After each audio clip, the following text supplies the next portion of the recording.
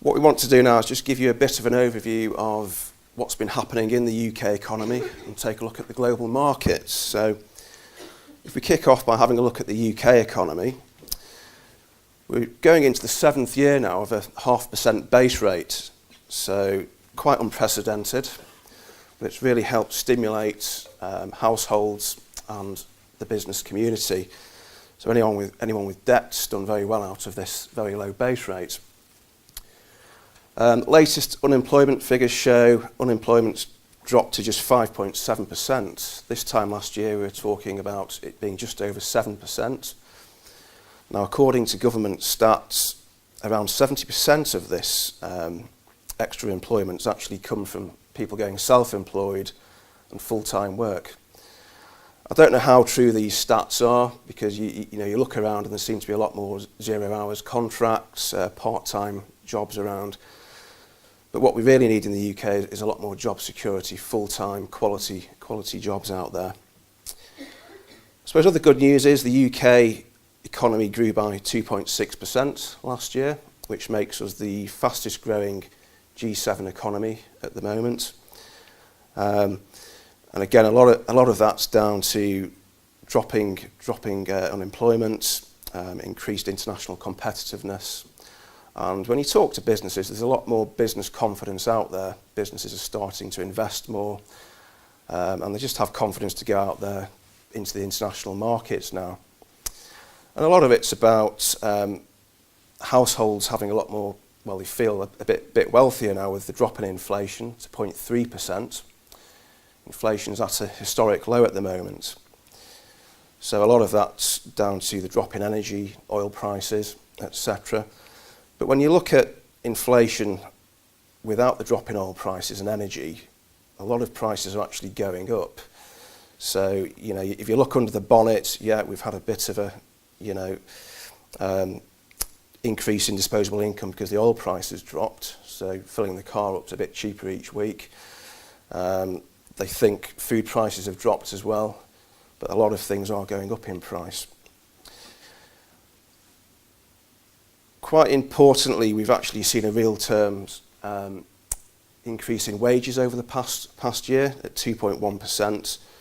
So with inflation dropping significantly, we've actually had real term pay rises across the UK. Now, a lot of people may not feel like that's the case. These are just averages. But again, it all helps with consumer expenditure. And what we need is people going out spending money in the real economy. And again, that increases the VAT tax take, etc., and helps the Treasury. At the bottom here, one of my favourites, the Big Mac Index. This is just a light-hearted view of what's happening with the global currency markets. Now, it all relates to the relative value of global currencies. So as an example, in the US, it currently costs $4.79 to buy a Big Mac. So Big Macs are available all over the world. If you look at Japan here, it only costs $3.14 when you've converted to dollars.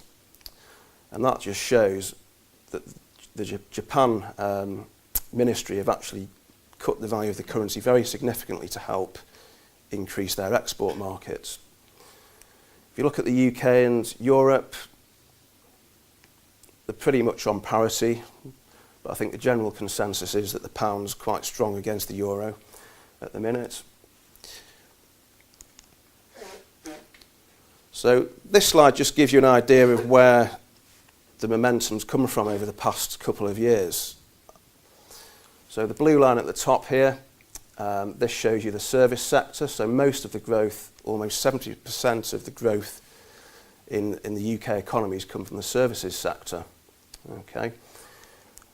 And then down here we've got the construction sector, which you can see has lagged behind quite significantly, but there seems to have been an upturn recently in construction, in particular residential property.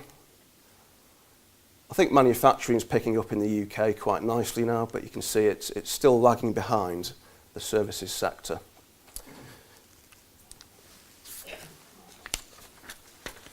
So if we take a quick look at the global markets and how they've performed since the coalition government was formed back in May 2010. Clear leader here is the USA. The USA have had 3 rounds of quantitative easing, so that's pumped a huge amount of cash into the banks, into the financial markets, and a lot of that money's gone into the stock market. So the US is booming at the moment. We expect it to continue to do so over the next few years. A lot of it hinges upon when the Fed increase the base rates in the US. They're thinking around June to September this year is going to be the first rate rise. So we'll see how that affects the stock markets. The UK and Europe have lagged behind somewhat, but they've still had a pretty solid performance in the past 5 years. I think with what we're expecting to be quite aggressive money printing, quantitative easing in the European markets, that should help drive growth in the EU. So we think Europe, UK, USA should be quite positive markets over the next few years. I think the markets that may struggle are those major commodity producers, Latin America, Russia. Well, other reasons for Russia struggling, obviously. But I think our biggest trading partner, Europe, should hopefully start to have an increase in productivity with all this quantitative easing. If we look at the UK property market, it's been pretty anemic growth since 2010. A lot of properties are still worth a lot less than they were at the height of the market in 2007. Okay, London's a separate issue completely. The London property market's been booming over the past few years and will probably continue to do so. But in the northwest, northern towns, a lot of properties are still below their peak prices in 2007. And the real poor performer has been the global commodities market. And again, a lot of that's down to slowdown in China, reduced demand from the global economy. So a lot of that hinges upon what happens in China. Growth's still strong, it's still growing at over 7% a year. However, it's not the typical 12 to 15% that we became accustomed to in the boom years. So what's happening now? Well, a lot. The list goes on, really. We've got QE, quantitative easings ended in the US, the threat of a base rate increase out there, the ongoing problems in Europe, which hopefully will improve with quantitative easing. We've got issues in Russia, UK political risk, potential for an EU referendum at some point. As I say, Chinese growth rate slowing. The list goes on and on. Now, I think it's important to take stock really of what's actually important to global markets and what's important to long-term investors. At the moment, in the short term, a lot of it's about quantitative easing, and obviously it's worked in the US. They've come out of intensive care, the economy's doing well, but again, they're a big exporting market, and if things don't improve in Europe, and China does slow down, then things could go back into reverse in the US. Most people invest over the long term, so the key issues for long-term investors are accessibility to credit, bank finance. But we're finding a lot of smaller businesses are looking at alternative forms of finance now, like invoice financing, crowdfunding, which Howard Worth have been involved with a few clients. But the key things are businesses remaining profitable and growing earnings. The stock market's a barometer for future earnings expectations. And as long as the results season generates the expected profits from the big companies in the UK and the global markets, the stock market should continue to perform positively. And of course, we always need high employment and political stability. But our view is the Western markets will probably do well over the next few years with all the monetary stimulus packages. And I think it will be the emerging markets that will struggle in the short term. But the emerging markets now are looking like very good long-term value for investors, but probably quite risky in the short term. So, sticking with the investment theme, the government have announced something called a Help to Buy ISA. which is to try and help first-time buyers save a deposit for the first home. Now, I don't know what your views are, but it seems a bit of a gimmick to me, a bit of a cynical nod to the youth vote. But the way it works, you can put an initial maximum deposit of £1,000 down, and the government will top that up with a bonus of 25%. Then if you want to save on a monthly basis, you can save a maximum of £200 a month, and then there's a monthly bonus of £50 there. So we've worked out it'll take over 4.5 years for the first-time buyer to actually save the maximum £15,000 deposit. So that's quite some time. That's quite a long wait. My view is the government probably would have been better spending this money on building more affordable homes in the UK, because it's estimated it's going to cost the government about £3.5 billion. So on to pensions. If you believe the Daily Mail, this will be a regular sight on the UK road network in 12 days' time.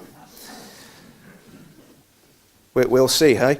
But over 55s will have unrestricted access to their pension pots from April the 6th this year.